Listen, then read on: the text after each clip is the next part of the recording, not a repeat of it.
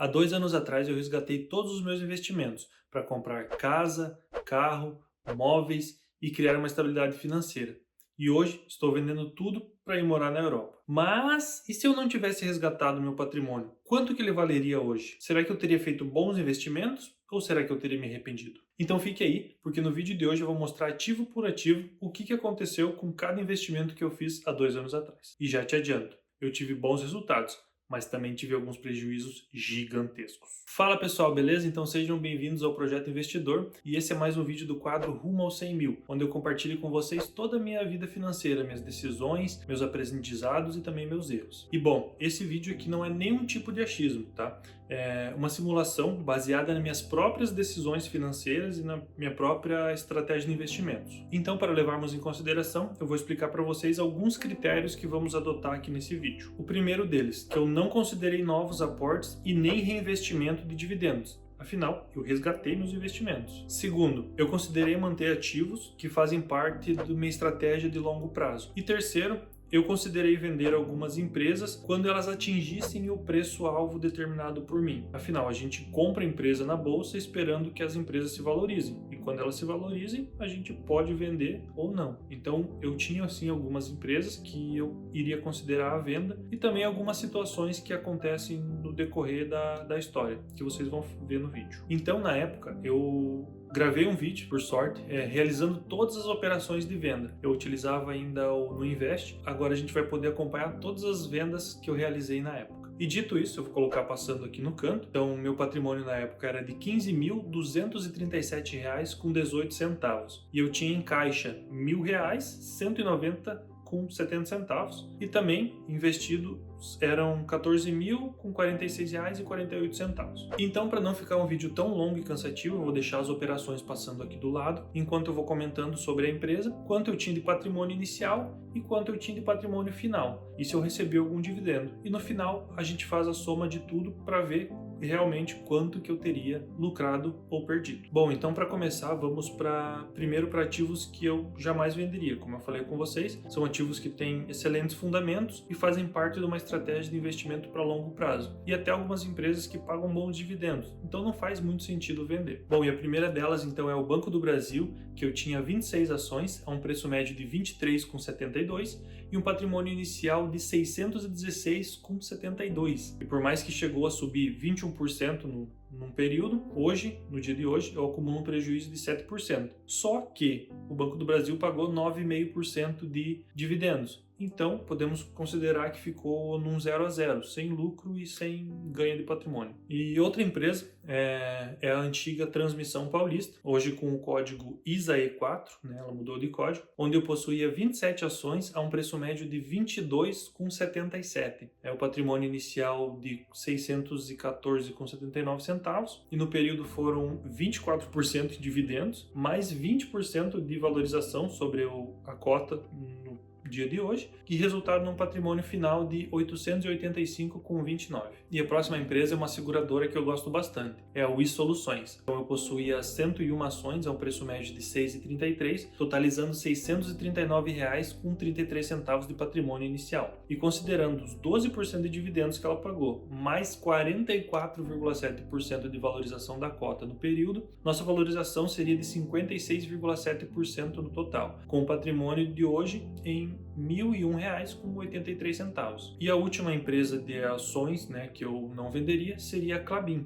onde tem vários vídeos aqui no canal eu falando da Klabin, que eu gosto bastante dessa empresa. Então eu possuía 126 ações a um preço médio de R$ 4,03, com um patrimônio de R$ 507,78. E hoje ela está com uma desvalorização de 7%, mas também, né, no período, dentre esses 2 anos, ela pagou 7,5% de dividendos, então mais uma empresa que a gente vai considerar 0 a 0 patrimônio. Então agora vamos ver alguns ETFs que eu utilizo na minha estratégia como investimentos internacionais, né, que são o IVVB11, que é o fundo que replica o índice dos Estados Unidos, o S&P 500, e o fundo China 11, que replica o índice da China. E também alguns fundos imobiliários, onde o objetivo é realmente manter, não vender, né, manter os fundos por um longo prazo e receber dividendos por eles. Então, começando com o IVVB11, eu possuía 14 cotas a um preço médio de R$ 237,75 E hoje, com uma valorização de 77%, nosso patrimônio chega a 5.891,44.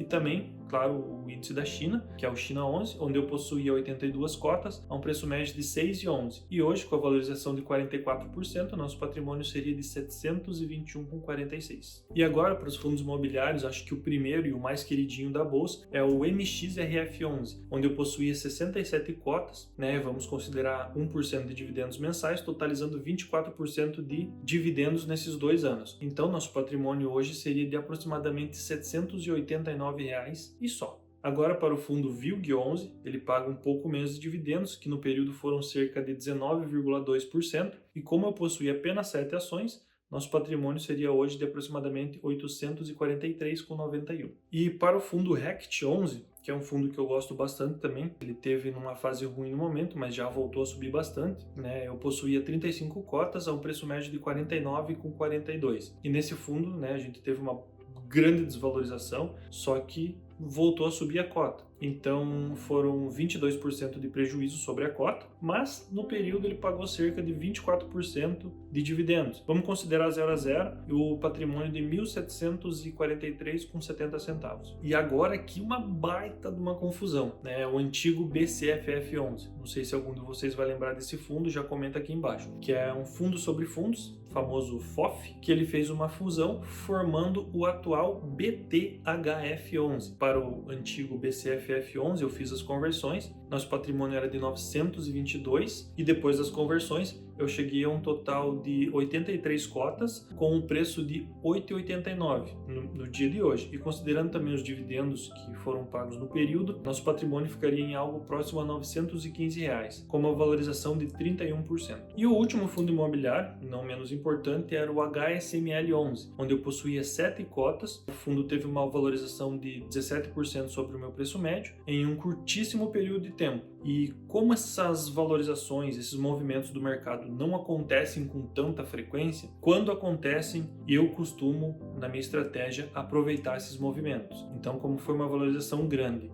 em pouco tempo, eu vou considerar o preço de venda como eu fiz aqui no vídeo. Então, totalizamos um patrimônio de R$ 651.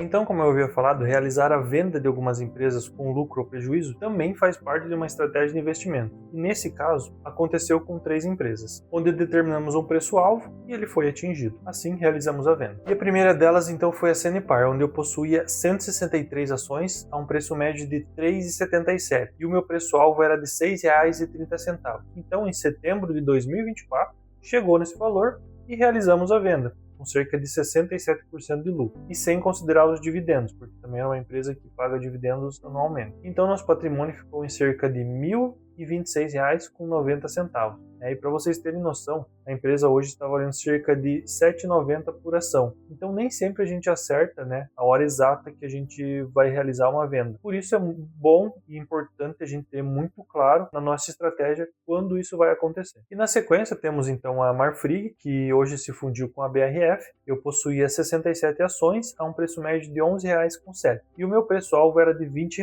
Como a ação chegou a R$ 27,50, eu teria vendido nos R$ 20 mesmo. Então vamos considerar isso, e com um lucro de 80%, e o patrimônio de R$ 1.340. E por último, então, outra empresa que teve fusão e desmembramento foi a Enauta, que chegou a valorizar 90%. Mas, sendo bem sincero, eu não tinha intenção de vender essa empresa. Era uma empresa que eu queria manter por longo prazo, mas como houve o anúncio de uma fusão, né, de uma venda para 3R, então vou considerar a venda no preço do dia do anúncio dessa fusão, dessa venda para 3R, que foi o caso de R$ 24,62. E como eu possuía 35 cotas, o patrimônio ficou em R$ 861,70, com cerca de 61% de valorização. E para finalizar as empresas, então, como nem tudo são flores, também tivemos uns baita de uns prejuízos. Mas a bolsa de valores é assim, a gente não vai acertar todas. Às vezes a gente acerta bastante, mas também erra. Por isso que é importante a diversificação das empresas em diversas empresas, também em diversos setores, né? Sempre ter uma carteira bem segura e bem equilibrada. cobrada. Mas antes, já deixe seu like e seu comentário aqui embaixo para eu saber que vocês estão gostando desse conteúdo e eu poder continuar com a série. E para começar, temos uma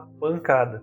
A Multilaser era uma empresa que eu acreditava bastante, então eu possuía 220 ações a um preço médio de R$ 4,88 e hoje amargamos um prejuízo de 72%, com um patrimônio de R$ 288,20. Outra empresa que eu acreditava bastante também, na verdade eu ainda acredito que ela possa se recuperar, é a Magazine Luiza, onde eu possuía 73 ações a um preço médio de R$ 4,16. Então ela teve um grupamento e ficaram 7 ações de R$ 41,60. Porém, estamos com um prejuízo de 79% e um patrimônio de R$ 62,50. E olha só que alegria, eu também tinha 10 ações da Oi, que, como todo mundo já esperava, virou em nada, então R$0 para Oi. E para o último prejuízo, graças a Deus, teve uma empresa que deu muita confusão, até fiz vídeo aqui no canal sobre ela, que foi a Melius, pois ela teve desdobramento, grupamento, venda, fusão, então assim, virou realmente um fuzuê. E após muitos cálculos, eu cheguei à conclusão que eu possuía cerca de 17 ações a um preço de hoje R$ 4,08, com um resultado de desvalorização em cerca de 80% e um patrimônio de R$ 69,36. E para finalizarmos o vídeo, chegamos no último ativo, que eu não posso deixar de considerar também, que era o Tesouro IPCA 2035. Então, na época, eu achava que os juros iriam cair um pouco, e a minha intenção era realizar a venda com marcação a mercado e ter lucro em cima. Mas os juros subiram, como todo mundo sabe, então vamos considerar apenas o valor aplicado no patrimônio, que foi de R$ 689,19. Então, enfim, chegamos no resultado, pessoal. E se eu não tivesse realizado a venda e tivesse mantido meus investimentos, claro, seguido minha estratégia, hoje teríamos um patrimônio aproximado de R$ 20.095,68, com um lucro de 31,9% nesses 2 anos. E aí, será que foram bons investimentos ou foram péssimos investimentos? Comente aqui embaixo o que você acha e se você tinha alguma dessas empresas que eu falei aqui, se você vendeu, se você manteve ou se a empresa valorizou, deixe seu comentário aqui. É bem legal saber que pessoas também mantêm investimentos a longo prazo e a gente também pode ver como foi o resultado de vocês. E é claro que nesse patrimônio,